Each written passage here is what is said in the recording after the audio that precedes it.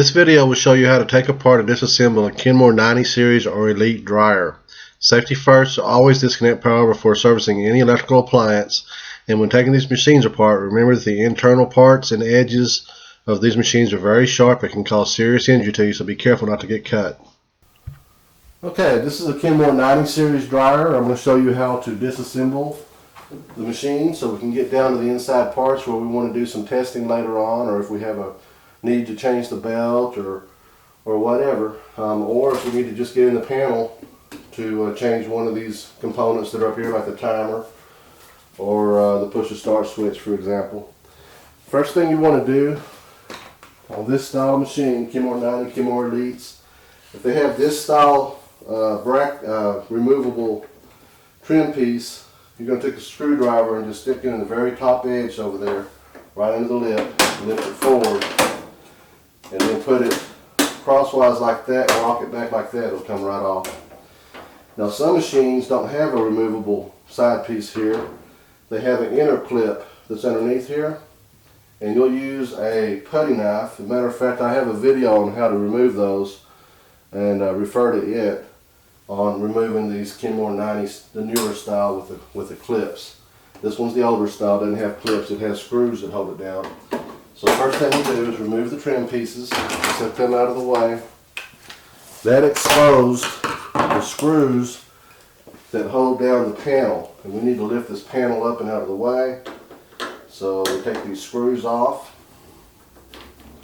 one on each corner here.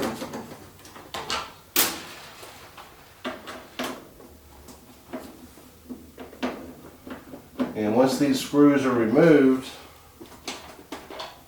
the panel will now be easy to open up. Now the first thing I did before I started doing anything to this dryer was I unplugged it. So make sure you've disconnected your power supply before opening any panels on any machine. Okay, safety first. The other thing is, once we open it up, it just tilts from the bottom up and over, just like that. Okay, it's got a hinge here and a hinge here. Just set it there out of the way. This exposes your switches and your timer. So if you ever had to change them, then this is where you get to them, or test them. This is where you get to them for testing. Right now I'm just showing you how to take the machine apart. Okay, the next step on taking this machine apart, there's 3 screws here that hold the back panel to the top panel. So we're going to remove all 3 of these screws. They're quarter inch screws, and I'm just going to go ahead and use this power tool so I can do it quickly. You can use a ratchet and a socket if you need to. Once those are out of the way, this panel will just slide forward a little bit and then lift up and right off. Now, as I said at the beginning of the video, all these internal edges on these machines, they are sharp. They're not rounded, they're not made safe. They are sharp because they figure people that are going to be working on these things know how to be careful with them. So make sure you don't slice or cut yourself on any of these internal parts. All these internal parts are very sharp, and they will cut you. Set that out of the way. Now, I've got the top off. We still need to get the front panel off and the lower panel off on the front, and disconnect some wires here from the panel as well to remove it. These screws are exposed, so I'm just going to go ahead and remove them real quick.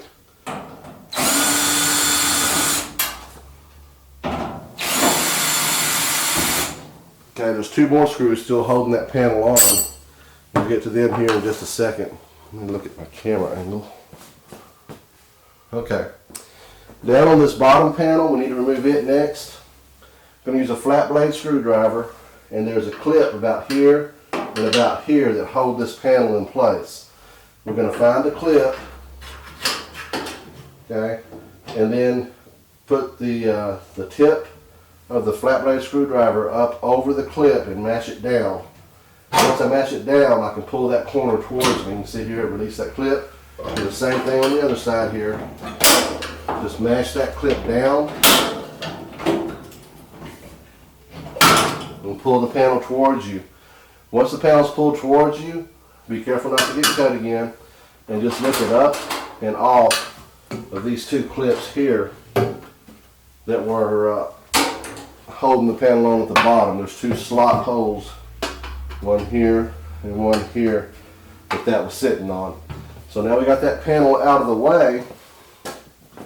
I can now get to the screws that are holding the bottom part of the door panel on, and get the screwdriver. There's one here at this corner and another one on the other corner. Just remove it.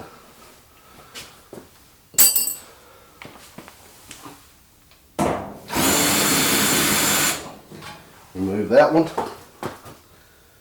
Okay.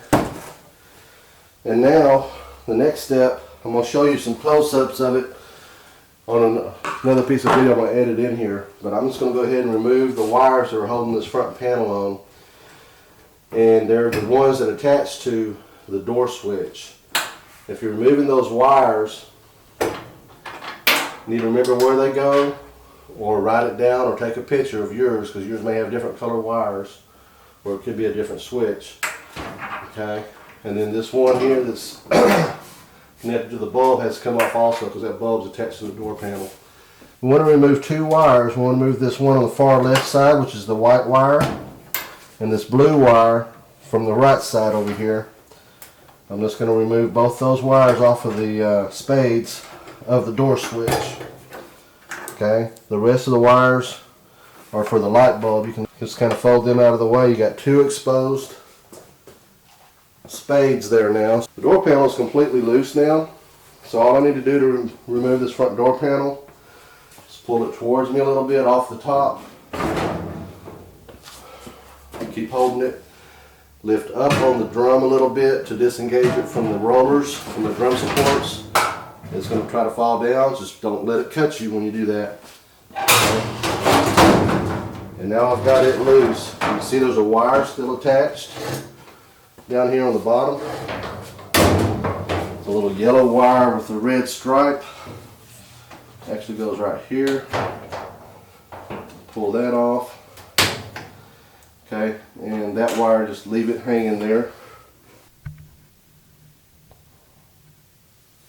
Okay, I got my camera situated here so I can get you a good look at where this wire goes. It's still kind of hard to see, but you take this little wire with a clip on it, and right under here in this little corner where the air duct is, there is a spade terminal that this came from. Move some of that insulation out of the way. And there it is right there. It's way up in there. It's kind of hard to see. It's right next to this one that has a grounding wire on it. And all I need to do is attach it back to that spade terminal. So here it goes. And now it's on there where it belongs. That's where it came from. That's where it goes back to, of course. Now it's completely loose. And that wire came from this corner right here. Okay. Set this panel out of the way. We're almost done with our complete disassembly. Now this one, the belt's intact, so it's still attached around the pulley of the tensioner and the motor pulley, of course. So I have to get down there and release the tensioner. Otherwise I can't pull it off because the belt's holding it on there real tight. So I'm going to reach my arm in here. You can't see it from this angle, but I'm going to show you another video, piece of video that will show you exactly what I'm doing. I'm going to pull the tensioner towards the left wall here to remove or lessen the tension on the belt. And then I'm going to just fold that belt right off of the pulley of the motor. And now it's loose. Okay, before I install the belt and the drum together, I want to show you just with the belt what it looks like for the routing going around the tensioner pulley and the motor and of course the drum. If I put the drum in at the same time, you're not going to be able to see what I'm doing in here.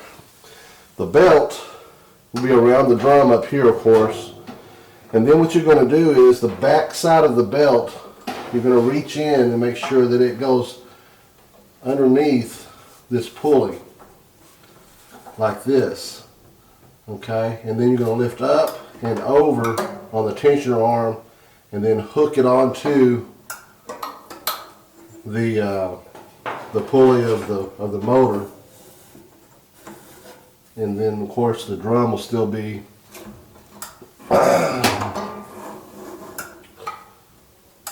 get a little more tension on there.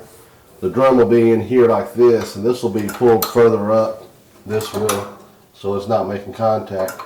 But that's how you put the belt on and how it loops around. The back of it